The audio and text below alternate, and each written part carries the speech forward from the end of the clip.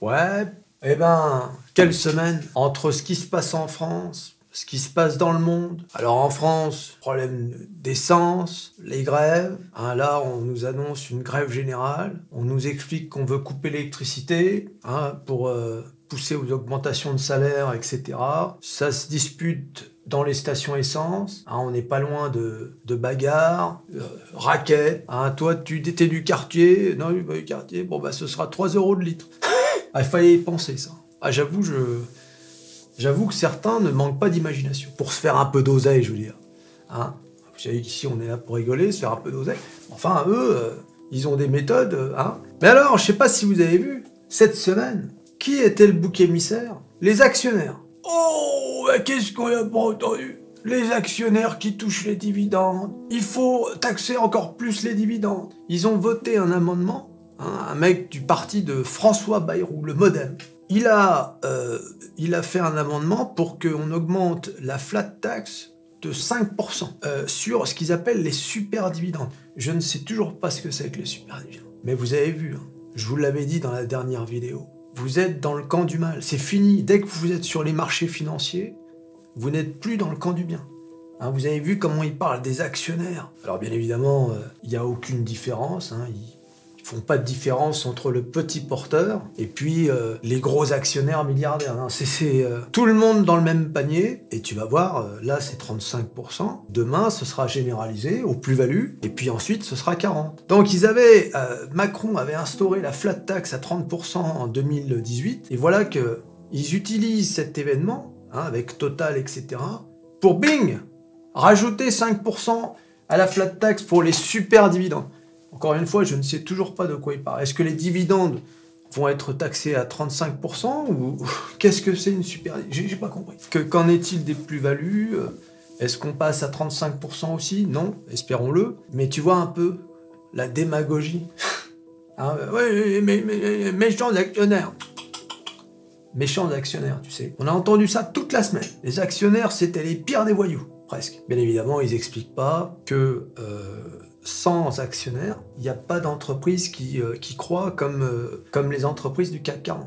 Hein, sans actionnaires, il n'y a rien. Il y a zéro. Puisqu'à un moment donné, il faut des investissements pour pouvoir avancer, pour qu'une entreprise se développe. Mais ça, tu ne l'entendras pas sur les plateaux télé. Hein, tu entendras juste dividende 3 milliards. Ah non, hein. Alors bien évidemment, les chiffres, ils ont donné des chiffres. En veux-tu, en voilà. Total a gagné 19... milliards ou je sais pas quoi, sans dire que, ou s'il le dit, c'est un peu comme si approximatif, que Total est une entreprise internationale qui gagne de l'argent dans tous les pays. Ensuite, puis en plus, t'imagines, toi t'es une entreprise française, étrangère, et tu cherches par exemple un endroit où t'installer en Europe, tu vois le foutoir, t'as envie de t'installer en France. À mon avis, t'y réfléchis à 2 fois. Et puis, il y a un truc qu'ils ont pas dit. T'as vu les actionnaires ont gagné tant d'argent depuis 2 ans. Ah bon? Mais ils précisent pas que depuis le début de l'année, tous les actionnaires sur le long terme ont perdu au minimum 35% de leur valeur. Ça, ils l'ont pas dit, ça. Ils ont pas dit qu'on est dans une situation, quand tu es à la bourse, dans une situation catastrophique. Hein, on va le voir sur les courbes. Ça, ils l'ont pas dit, ça.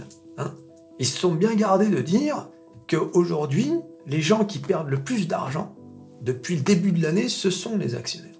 Ce sont les investisseurs. Ah bah oui, mais c'est comme ça, hein. Sur les plateaux. Puis, il n'y en a aucun pour parler des actionnaires. Personne sur les plateaux télé. Moi, j'ai regardé des trucs sur Twitter. C'est incroyable, hein. C'est chasse aux actionnaires. C'est une honte absolue, hein, ce qu'on entend. Bon, c'est comme ça. Alors, il y a Gabriel Attal, hein, un ministre du gouvernement, qui a quand même dit oui, bah, faut faire attention avec ces mesures, en parlant de l'amendement qui augmente l'impôt sur les actionnaires, sur les dividendes. Il a dit attention, avec ce genre de mesures, on envoie un mauvais signal aux investisseurs. Tu m'étonnes.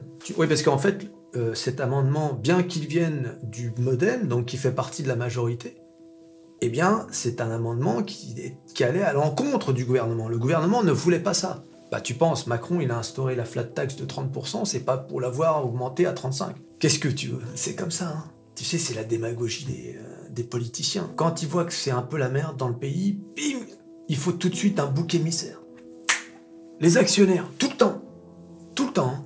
Ah, si t'es jeune, si t'as 20, 25 ans, sache que ça a toujours été comme ça.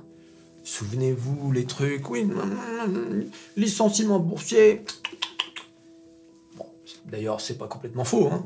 C'est vrai que, comme je vous ai dit la dernière fois, quand le chômage augmente, les marchés, souvent, augmentent aussi. Il y a un côté un peu cynique, bien sûr. Mais, là, pour le coup, on n'a rien à voir là-dedans. Alors, apparemment, mardi... il y a une grève générale, et la CGT, bon, bah, ils essaient de faire aussi en sorte que les gens d'EDF, ceux qui s'occupent de l'électricité, bah, font grève aussi, et coupent l'électricité. Tu t'imagines, t'es en train de trader, tu lances un lot, 2 lots, 3 lots, hein, t'es à l'achat sur l'euro-dollar, hein, t'es là, tranquille, tu te dis, t'es en scalping, donc tu quittes pas ton écran des yeux, t'as ta souris, t'es en mode ninja, t'es en mode focus, personne ne peut te déranger, t'as tout éteint, t'as fermé toutes les portes, bing, plus de wifi, plus d'ordinateur, plus rien.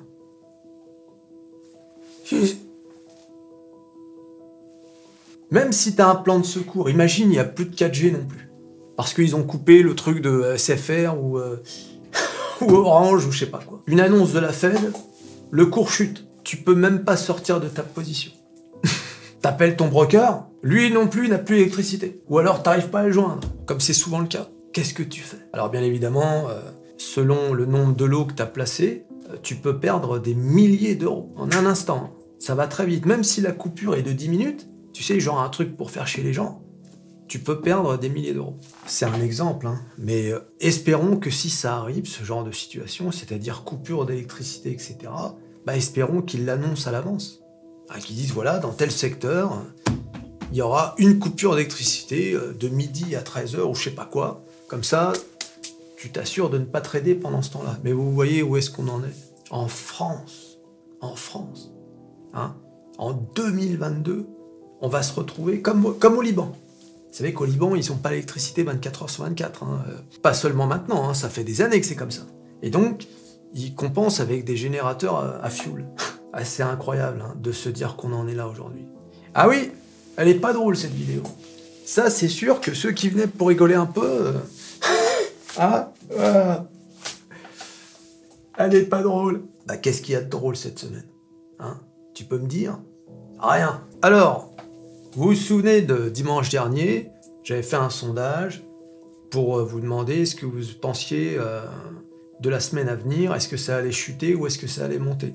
80% d'entre vous, à peu près, a répondu que ça allait chuter. Hein, donc, bah, on va voir hein, qui a eu raison.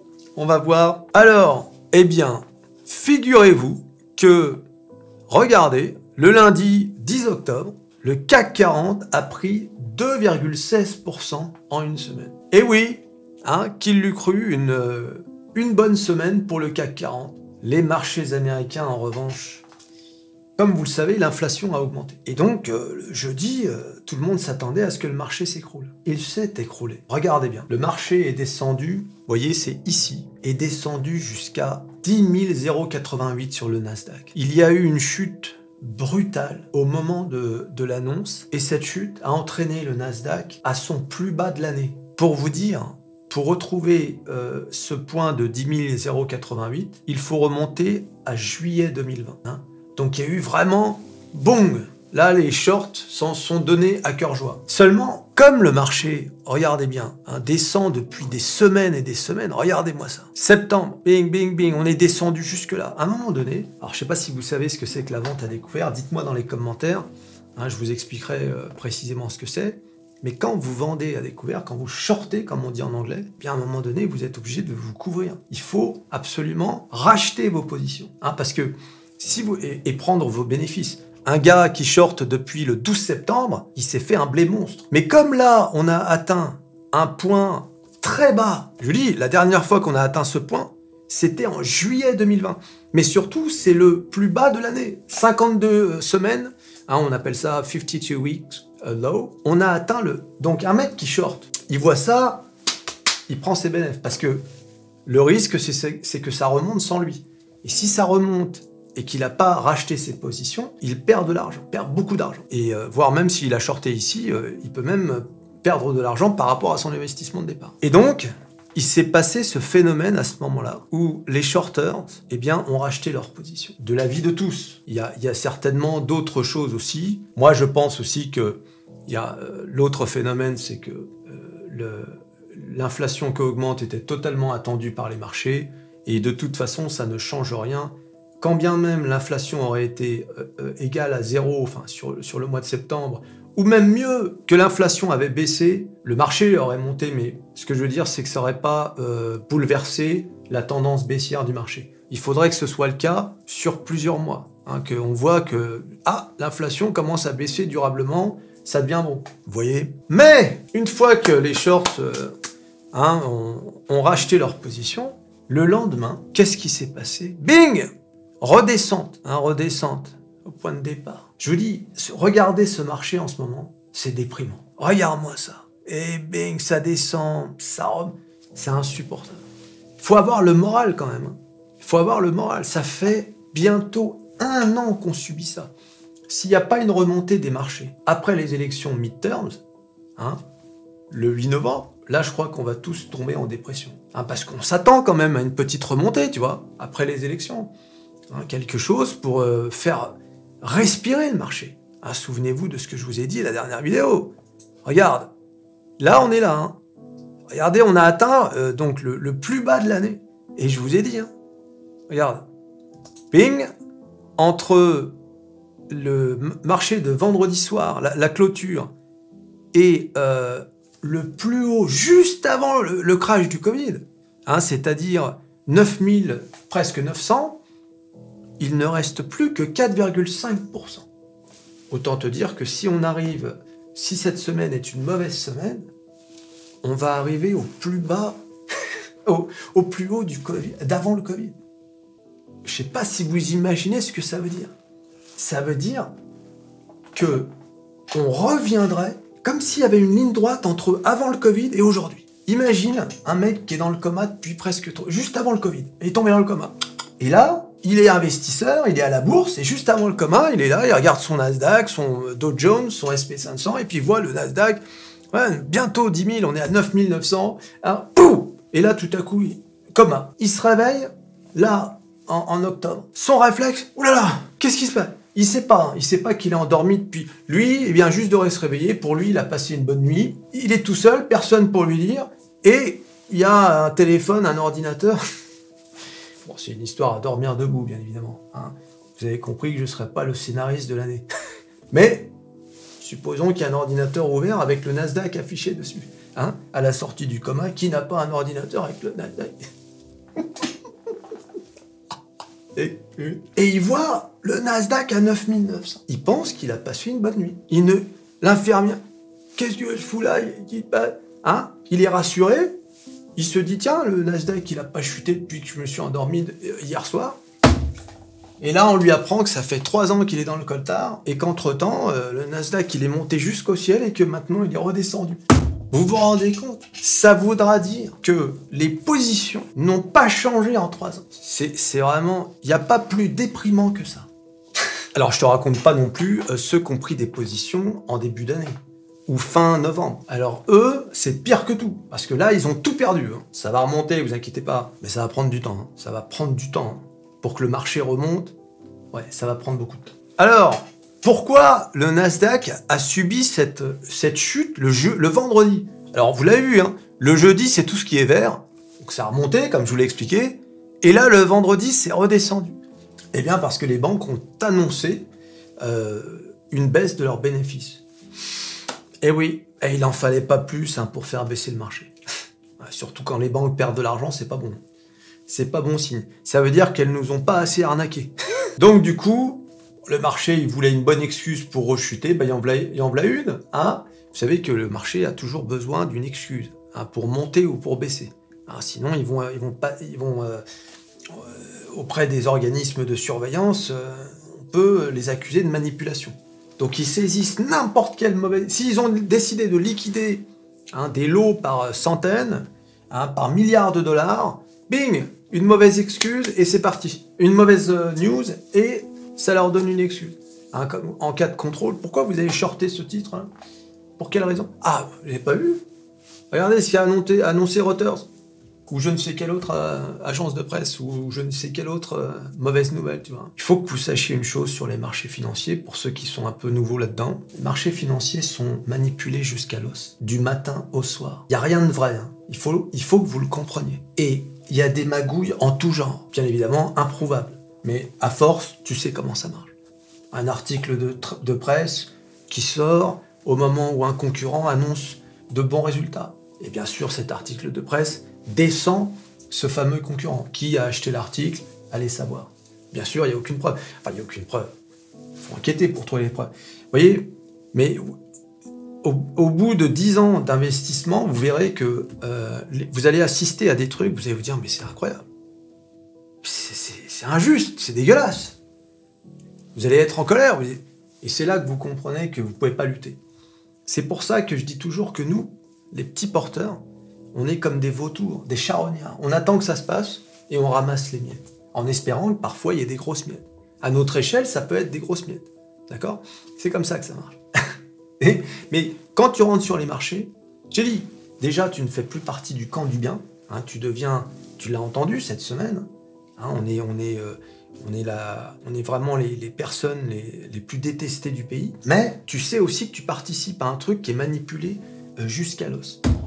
Ça fait beaucoup hein, de savoir ça.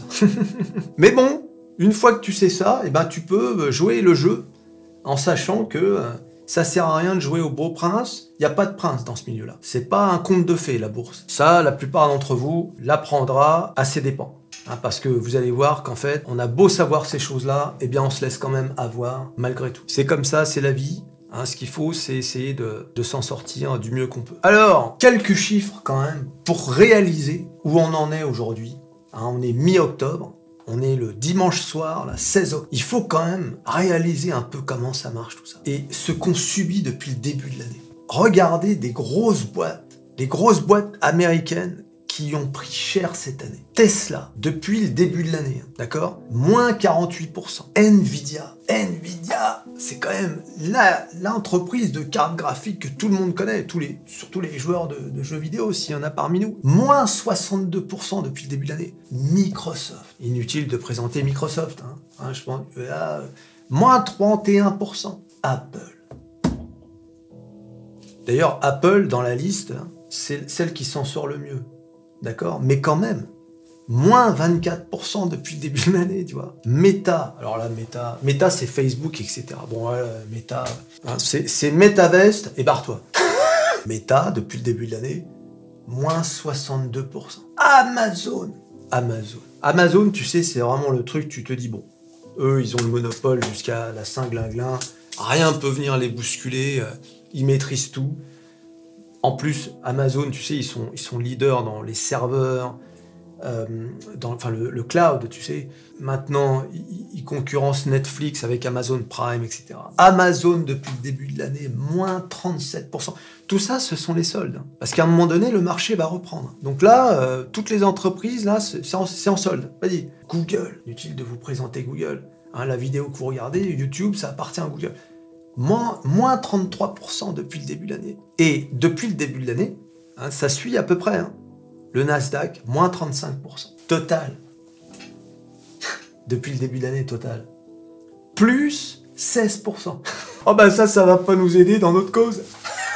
Non, parce que tu sais, oui, mais vous les actionnaires, hein, vous avez touché beaucoup. Ah non, mon portefeuille a fondu comme neige au soleil. Oui, mais tu es actionnaire de Total? Oui, quelques actions Total. Hein. Alors, vous avez perdu combien? Oui, mais à Microsoft, t'as perdu 30%. Que t'en vas quand même pas se plaindre qu'un mastodonte français fasse du fric quand même. Hein. On veut quoi? Qu'il soit racheté? C'est ça qu'on veut, hein. Faut dire, ils sont pas très doués dans leur communication chez Total. Ils auraient dû me demander, j'aurais fait mieux. J'aurais fait une vidéo, j'aurais pu faire une vidéo pour expliquer. Tiens, je vais les contacter, tiens. Je vais demander au patron de Total de me verser un petit cachet. À noter que, pour finir avec les gros indices, cette semaine, Le S&P 500 a perdu seulement, entre guillemets, 1,77%.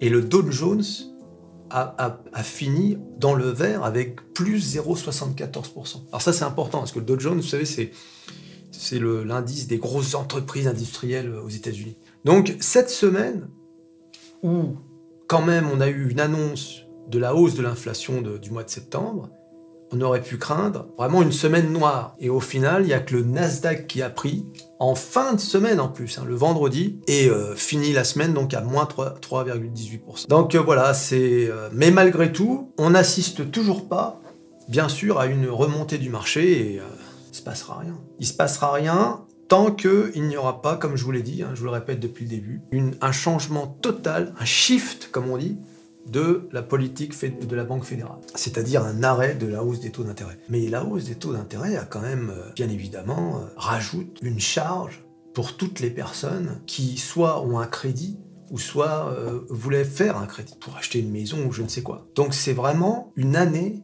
noire pour absolument tout le monde. À part ceux qui ont shorté le marché depuis le début de l'année.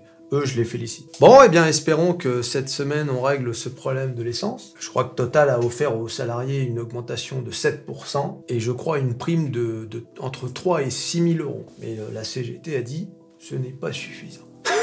Nous voulons 10% d'augmentation, une prime de je sais pas combien, mais surtout, ah oui, ça c'est pas mal ça. La CGT a dit, nous voulons le paiement des jours de grève et une prime de retour au travail. Ah, je savais pas que ça existait. Je ne savais pas qu'il y avait un truc qui s'appelait une prime de retour au travail. Ils sont très forts les mecs. Faut quand même leur reconnaître ça. Ils sont très forts. C'est-à-dire, on fait grève, on aimerait bien être payé pour reprendre le travail. Pendant ce temps-là, les gens se bagarrent dans les stations essence. Il y a un livre qui s'appelle Ravage de Barjavel. Lisez-le et vous verrez ce qui se passerait si demain, il y avait une pénurie de tout. S'il n'y avait plus d'électricité, plus d'essence, etc. Lisez ce livre, vous allez voir. Voilà, allez, salut.